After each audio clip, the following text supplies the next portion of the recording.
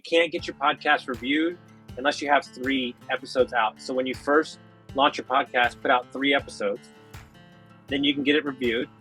Make sure you get on a platform like Spotify, which is like free, and it distributes it everywhere. You can record on StreamYard or Riverside, doesn't really matter. You can record on Zoom, wherever you want. This is a true story, and my podcast producer would hope that it wouldn't be. I did not have a proper camera and a mic this expensive until episode 500. I did a webcam and a $30 mic.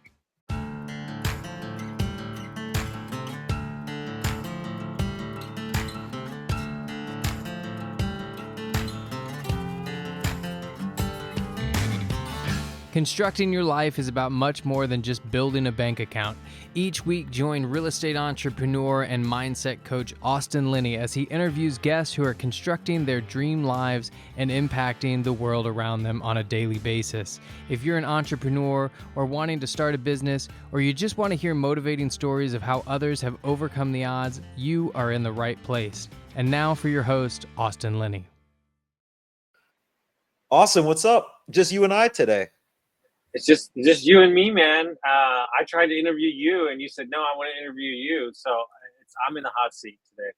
Yeah, I want to talk about podcasts. Everyone's podcast is a big topic. I still feel like it's getting more and more popular, and you're the podcast guy. So wouldn't it be funny if we have more views, just you and I, than with any guests? Sorry, past guests. Don't talk about the guests like that. So, you know what's interesting, right? I think that podcasting, I'm gonna go deep on this one. I was thinking about it this morning. I think podcasting is more of a mindset than an actual vehicle, right? And what I mean by that is, like, too many people that I find are very worried about, the views, or the guests, the downloads, like all these things. And like, have you ever thought about just using it as a medium for yourself? Like a medium of distribution of content in the simplest form possible, instead of worrying about how many downloads you get. And the guy I met with yesterday, who runs a media agency for speakers that get paid $200,000 for a show, we were talking about, for a keynote, we were talking about this. Yeah. Everything that I've got, the relationships that I've made in my business have come from the podcast. So the question is, if I focus on doing an output of how many number of podcasts can I do in, till I'm 50, till I'm 60, like what would that create for me? I don't have an actual tangible outcome of it, but I guarantee you that the relationships and the connections from the podcast would create, who knows? I 100% agree. I'm going to put this down below. We're live, and Austin and I, we've been going live every Wednesday at 2:30 Eastern time, and looks like 12 people are watching live now. I just put down below, I'd love to hear, say hello, of course, in the comments, and we can throw you up on the screen. But I'd love to hear maybe what your favorite podcast is, or if you have a podcast, it'd be awesome if you commented that, so Austin and I can subscribe, check it out, maybe even be a guest someday. But I love podcasts, Austin, for that exact reason. What if you just talk, but then also the relationships that come after it? Like, that's literally, when I first started my business 8+ years ago, I started like cold DMing people on LinkedIn and email. It's funny, people are still doing that. And guess what? No one responded. And so I said, well, let me just start a podcast and make it about them. And all of a sudden people responded. And now I've got relationships from the podcast. It's funny how that works. Yeah. And ultimately, like, at the end of the day, well, there's too many, right? Like, that's the first thing. There's too many. Okay. And then the next thing is I can't get guests. Like, I have the opposite problem, and I've had the opposite problem since I started. I have too many guests. So, like, that's not your problem. And if you need guests for your podcast, just ask me, and I can get you, 5 tomorrow. That's not a problem, right? So then you go to the next point, which is there's too many. Yeah, but there's not your podcast. Like, that's really all that matters, right? Like, do you not start a YouTube channel? Do you not log into X because there's too many people on X? So why would you view a podcast the same way? That's interesting. If a new TikTok comes out, or by the way, I just thought of that, and I blew my own mind. That's crazy. It's like, oh, we all, TikTok came out. We all, if you're older, like Austin and I, it took us a couple years to finally sign up for TikTok and still don't know how to use it, but we still did it. Yeah. No, and so if that's the case, then at the end of the day, it's a median platform for you, right?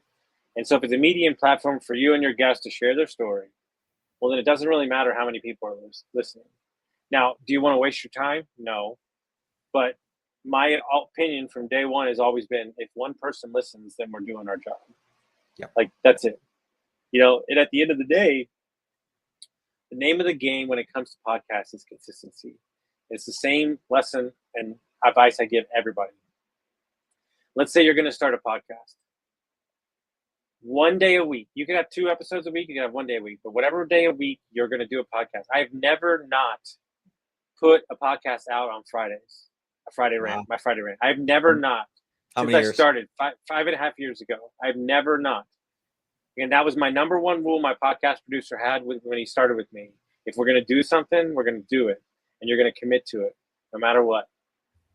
And that is something that I've stuck by, because people get comfortable when they know your podcast is going to come out. And so I don't think enough people commit to that consistency, right? How many episodes have you done? So I was talking to him the other day. And I was doing some rants today.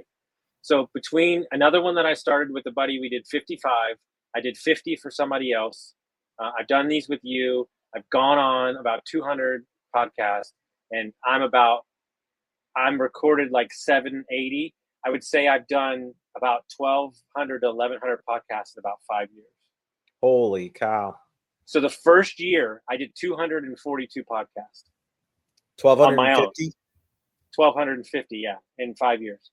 The first year I got divorced and I had got laid off because of COVID, and I started my podcast, and I didn't know that I thought people interview people all the time. So I was traveling. So I was just interviewing 8 to 7 people a day, 4 days a week for like 10 months. And I met some big podcast guy, and I was like, how many do you interview a month? He's like, 3. You're doing 8 a day, 4 days a week. But doing 8 a day. But I realized that it was my explorer phase. I was just figuring out about people's business. I was asking them questions. It was kind of my own mastermind. Yeah. I did learn Dan Martell. He's gotten really big lately. But what started was him dedicating to create a YouTube video and posting it every Monday. But he made it for his kids. That was his purpose. Okay. So whether you make it for yourself, whether you make it for your kids, or you make it actually now, Austin, what's really interesting is creating podcasts just to take that audio and use for your other content, for social media posts. So like you can post your podcast. So now we're talking, right? So let's get weird, right? So downstream of distribution of a podcast is basically, kind of like, I think the coolest thing in the world, because here's a medium that I'm 100% comfortable on. You push button, you click on, cool, great, right? Well, now you can go into Riverside, you can go to Optimus, and you can create clips with the captions, but it also has show notes summarized. So now you can create content off of that. You can put that in your blog. You can put that in your newsletter. You could send it out in an email. You could create short clips that are going over to YouTube, TikTok, etc. I'm taking all my rants. Whenever I get up the energy to do it, I've taken a year and a half, 2 years of my rants, and I'm going to turn all my rant transcriptions into a book. There you go. Right, and then I'm going to have a journal with it. So you're gonna watch it. It's going to have a QR code, so you can watch my video, but you can have it, read it, and then you can journal along with it. And so that's boom, boom, boom, right? And everyone watching, let us know if you have a podcast. I definitely want to check out some of these podcasts. Or why would you be scared? Why would someone be scared or not want to start a podcast? Did you have that when you first started making them? Or like, I still get it now. You do? I still get it now. Like, not as much. Like, yeah. I mean, dude, I didn't know what was happening. I was just like, you know what? This is a true story. I'm going to ask questions that I think are right. I kind of took Gary Vee's kind of thing. I don't want to really plan anything. I never have. So in 1,250 podcasts, I have never written down anything. I never planned a question, nothing. Really? I never, ever. Outlines never existed. Like, I don't even know what. So for me, about 30 episodes in, I had a good friend text me, and he said, "Hey, I've listened to every episode. It's not your show, you ego mother effer," is what he said to me. He goes, "Ask better questions and shut up." And so then he messaged me again on episode 300 and said, "You have become one of the best interviewers I've ever seen." Wow. Right. And I had another guy, a big guy that did 40 podcasts in 6 weeks, say the same thing to me. He was releasing a book. What I want to do is, like, I shouldn't give these tips away, but here's the thing. So, like, let's say I had a Zillow exec on, like a big Zillow exec, right? Yep. How much do you think that he's sick of talking about real estate? I got a sneaking suspicion that he's very sick of it. So I did some research on him, and I found out, and I was asked questions out of personal life, and then I realized that when I asked a question about homeschool and each entrepreneurship thing, his eyes like lit up. And so we talked about that for like 45 minutes. He was like, "Oh, so nice that I got to talk about that, and I didn't have to talk about real estate." And so that's what I do. And so I don't have outcomes or anything, but like, let's say I get a big person on my podcast, I'll go listen to the last 3 latest podcasts, and I'll ask the questions that those hosts didn't ask. That's huge. What's their feedback? That's a good question. They really like it. They like it. Yeah. They like it because, like, at the end of the day, like, I was talking to somebody yesterday, like, Brad, I'll use you as an example. I think today was the first time I've asked you about your business since we started this. Like, I just don't care because, like, you're a businessman and you're going to handle your business and I'm going to handle my business. And so it's like, I'm more worried about, like, how's your family? What are you doing? Well, guess what? Don't you think that your guests would prefer to talk about that too? Something that excites them, opposed to, like, one of my favorite topics, if you really want an icebreaker, like, where's your favorite place you traveled? Watch people, like, light up. Like, talk about. Go there every year. You know, like, yeah. I go every year. Oh man, I went to this place over here, and I blah blah blah blah blah. You know, it's like that's what they want. And so if that's the case, then, you know, one of the things that I think that we do, right, and this is getting back to more tactical, is like, I've watched a lot of guys start podcasts around, like, the multifamily star, and, like, okay, that's great. After you interview like 40 people, you're done. So, like, yeah. So, like, you got to have a broad enough topic that you can grow within your own interest. I started out 2.5 years of real estate, but it's always been about life. But now I switched more to business and life. But that's because my name was big enough and broad enough to switch underneath it instead of being so focused on one topic. So you're trying to get the outcome of the business part of it, or, you know, and now you're still tying in the lifestyle relationship part of it. Yeah. So I've always talked about what I'm interested in, and I hope that the audience follows me. Yep. And so how do you mix that in? So let's say I want to start a podcast. I'm finally ready to do it, and I want to talk about something, real estate, business, whatever that's going to provide me the best outcome, have the best guests to build relationships with. Do I kind of do like 50-50, 50% talk about what I want my end outcome to be, 50% relationship, family, lifestyle, fun stuff? Or is it just like, you know, 10%, 90%, or whatever you're comfortable with? I think that you need to ask the questions that you would like to be asked. Okay. I think that's the way to go about it. Easy enough. You know, Rob Dyrdek, for all you ex people, you haven't studied this savant of business. Watch what he comes out with in a couple of years that he's been working on behind. But he's building out a 3-part book series with 400 episodes and a software, and he's going to disappear. It's all going to work on itself. Like, he's filming, like he said, like I've heard of, like, so he's like, I don't want to be on camera past 50. All right. So what he did is he initially launched a podcast. He said, I'm not going to worry about what any of it's out until I get to 35 episodes. At 35 episodes, the audience will tell me what they like the most, and I'll know what I like the most, and then we can build the podcast that I really want to build. Huge. That's huge. Mm-hmm. It's the truth. I listened to one of his podcasts before, and it's funny because he's very cool, great entrepreneur. But the main thing that I remember is that he pre-schedules and writes his wife emails every morning. Yep. I think it's emails or texts, and he's got them like pre-scheduled out for months, I think. But that was he's got a podcast that he's done with it. He went on that I've listened to probably 7 times. He's a wild man. I mean, the efficiency is just insanity. But let's step back from that. And this is what I tell my clients all the time, my consulting and coaching clients. He has let the business create the scale. He has to scale that much because the business is that much. Wow. To implement his system when you have like 2 clients or like a small business is ridiculous. You don't need it, right? That's the same way you need to view a podcast. You're worried about all the outcomes that you have no idea about. Why don't you let the podcast speak for itself, and then you can build what the next version of it's going to be. You and I started this thing and we said, we don't know where it's going to go, but we're going to commit to this time every week, and we're going to see what happens. That's it.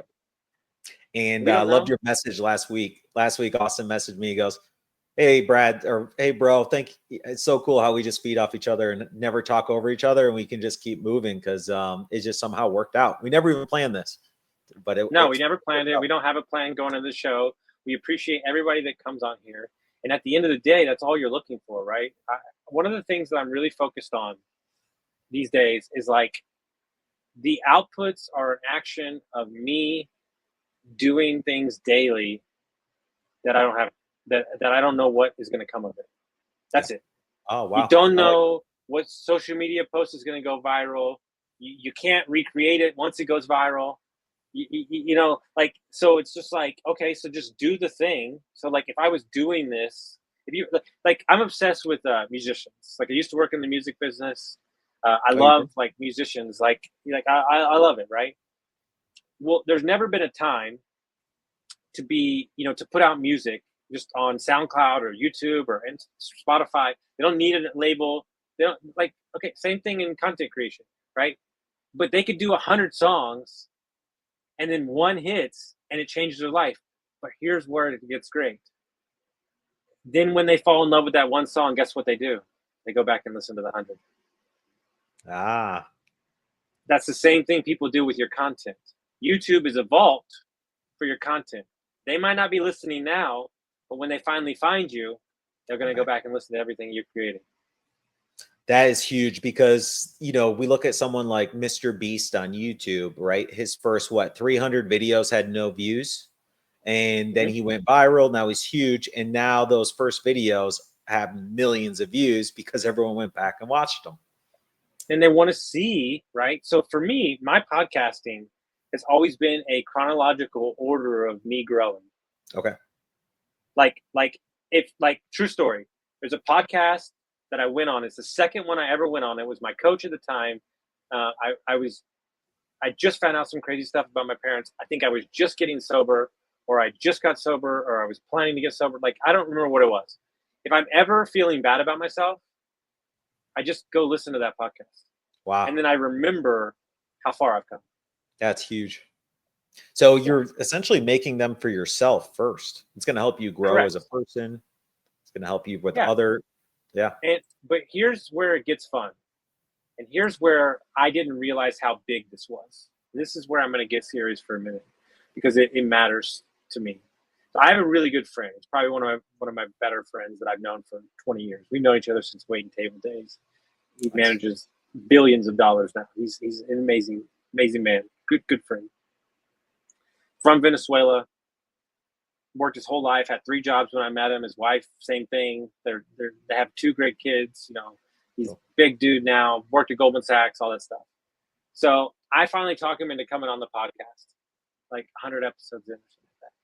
I'm going to share a different story too. I just remembered about getting guests.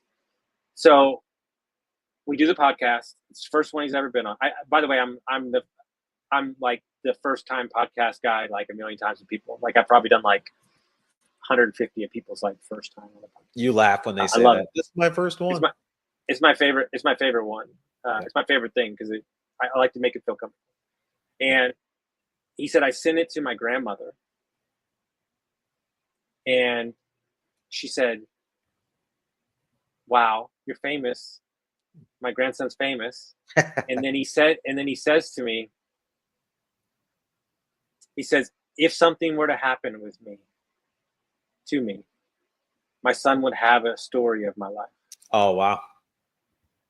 That's huge. And I lost it. And that's when the moment podcasting became bigger than. That was your 100th? Click and record. Around the 100th? Yeah, it was somewhere around like 60 or 75, maybe 100. And it was like the moment that it became like, oh, you can't like just blow these off. Like, because these people, it's everything. Right? Yeah, you can't cancel last minute. You can't not ask good questions that they can't pass on to somebody after. No, 100%. And then this goes on to my second point. So there was a guest I wanted. This dude is the wildest marketing guy I've ever met in my entire life. I've never met somebody crazier than this dude. He is a trip. Can you share his name? Yeah.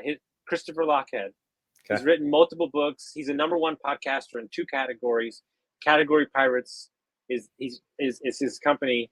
He created brand space marketing. Like he is like a wild man, right? I really, really, really, really wanted him on the podcast. Like bad. Like he's my spirit animal. The dude like has a rooster. Like he's just a wild dude, talks shit on everybody. So he was my mentor's mentor. Okay. I could have easily asked my mentor to get him on the podcast and he would have done it. But I wanted to earn it. I like it. So I made sure that I had 100 episodes first. Then I emailed him and said, I've had 100 episodes. I put in the work because he came on and spoke to the mastermind I was in. He said, you got to put in the work before you earn the work. So I said, look, I did what you said. I've done 100 episodes before first. Would you come on my podcast? He came on like twice. Really? And so I didn't want to use my connections. I wanted to go get it. So sometimes you ask for the guest too soon. Thank you for the comment, Buddy. Nice to see you. Buddy was one of our first guests. We asked Buddy too soon. We totally. Yeah. Buddy, I asked him like the day of. Yeah. And I guess that leads into my next question because we all think we need the big fish on our show. We need to get the right people, the big fish, to come on our show to help us grow, help me grow. If I'm going to do a podcast, I'm only interviewing the best people in the space. What do you say about that? The biggest guests that I've got on my show have been my lowest downloads. There you go. They don't share it. The largest episode I ever got was a single mom who had almost died twice from alcohol abuse. Wow. And that was her first podcast ever. There you go. That also goes back to your point at the beginning of the show. If anyone's just joining now, Austin was sharing that, it really takes 35 episodes, from his own experience, someone like Rob Dyrdek's experience, to find out what your listeners are interested in so you can start continuing to craft it and improve it. Is that 35 like a good number? I'm sure after 10. I think so. I mean, a couple more tips. Don't launch a podcast until you have 10 in the vault already recorded. That way you don't fall behind. So you don't fall behind. You don't stress yourself out because you can't get your podcast reviewed unless you have 3 episodes out. So when you first launch your podcast, put out 3 episodes. Then you can get it reviewed. Make sure you get on a platform like Spotify, which is like free, and it distributes it everywhere. You can record on StreamYard or Riverside. Doesn't really matter. You can record on Zoom, wherever you want. This is a true story, and my podcast producer would hope that it wouldn't be. I did not have a proper camera and a mic this expensive until episode 500. I did a webcam and a $30 mic. Yep. You can literally get started. for years. You can literally get started for your phone. You could spend $45, $50 on a webcam and a mic and spend $26 a month on Riverside, and you're good to go. Spotify's free. Well, let's break that down. So I want to ask you some quick fire question answers to actually give some actionable advice. So let's dive into that real quick. So you're saying that they can do a Spotify link. They can upload. So you do Spotify for podcasting, to my understanding, because I don't handle it, my producer does. It's free. So they've just moved into this like in the last 6 months. Yep. That's where we hold all of our content, and then it gets distributed out from there. Okay. So first you got to record. So you can just use your webcam. I mean, computers are so good now that you should have a pretty good camera and mic. Get something from Amazon, right? And then start inviting guests. You said get 10 episodes under your belt. Are these people that you already have some sort of relationship? Probably, right? You should reach out to those first 10. Yeah, because they'll make you feel comfortable too. Yeah. Okay. Get them recorded. You think audio is more important than visual? I think both are good. I think you do whatever you're comfortable with. Webcam, you can get a good webcam for 20 to 30 to $40. You can get a good mic for 20 to $30. So you're probably $100 in, and you can just start recording. How long should each episode be? Totally up to you. But I think the sweet spot for people seem to be 15 to 25 minutes. Okay. And you already mentioned at the beginning, if anyone missed that, sprinkle life, family, just the everyday things that you're passionate about with the outcome of either the business or real estate or whatever, right? Sprinkle that in and find your rhythm. Yeah. And here's the thing. Don't be scared to do 3. Now, this is like expert level stuff, but maybe do an episode in the beginning of like who you are, why they should listen, what's your story. And if you don't feel comfortable telling yourself, have your friend interview you. Oh, that's good. So every 2 months, 3 months, I have a buddy come on and interview me on my own podcast. Oh, that's cool. Life update, what's going on, ask the tough questions. I haven't done one in a while. I need to do one. That way people can get to know you a little bit more and feel like they know you 1,000%. and why you're doing that. Make your guest. I don't release that personal episode until like episode 10. Okay. So here's the guest. Boom. Schedule them out. Okay. What about YouTube? You think they should be uploading their podcast to YouTube, right? Have to. It's where everything needs to live. It's a long-term plan. All right. So you record it. Record 10. Schedule them out. Get them on Spotify. Get them on YouTube. How do you get the guests to go share it and get it out to their If you can figure that out, y'all let me know. So, is that one of the hardest things, I would say? I've done almost 800 episodes, and I've had like 5 people share. You need to give them a cookie. Well, I just do it myself. And if they want to, that's great. And do you ever? And then you mentioned you interviewed a couple people more than one time. What's your frequency? Yeah, a lot of times about that. I love that. Yeah, I like to check in with people. I have a tendency to catch people in the middle of chaos. That's my favorite thing. Like when they're changing jobs or they're something big life thing, I'm like, come on the podcast, share it. They're like, no. But that's my favorite thing, is to catch them in the midst of that. Yeah. Bad timing. Yeah. All right, that's good. And then do you ask for like a referral? I've seen people do that at the end of the podcast. Do you know anyone else that might be a good guest for this?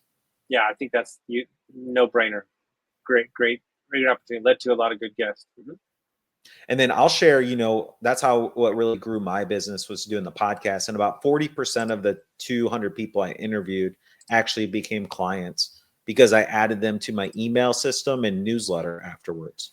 So I didn't have to necessarily try to sell them because Austin, you said it. We're building relationships with these people. You're not trying to sell them. But afterwards, I suggest stay top of mind, because they might have a referral for you and might forget. So if they added to your newsletter, that works. Or if you just stay in touch, maybe in 6 months, they'll need your service or have a referral. Love it. Great episode. Next time you're on the hot seat. That's true. I want to be on the hot seat. Hey, I think we beat the record, 127. Buddy's only seeing 75. He's on X. Wow. But, sorry, buddy, 127. So 127. Real quick, if anyone needs any help, do you help them with this? Yeah. So proactive operators are my own personal coaching. I rarely sell myself, but small business scaling, we're here to help. As always, got Conrad, Mr. Josh Schultz in the house, helping people. Super excited about what we're seeing. My clients, their average week is 50,000 in sales for their company. They've done 83,000 as of 2 hours ago, 2.5 days into the week. No way. So we're going to break the record this week. Yep. Congratulations. Client wins are the best. Yeah. Let's get some case studies and reviews, and let's talk about them on our podcast. That's right. We should talk about that, before and afters. Yes, we need to do that. 100%. I love it. Are you the most active on X? Is that where people should follow you? That's where you got to hit me up. But I got to run. I got a client meeting. So enjoy. See you guys. Enjoy the rest of the day. Thanks everyone for watching.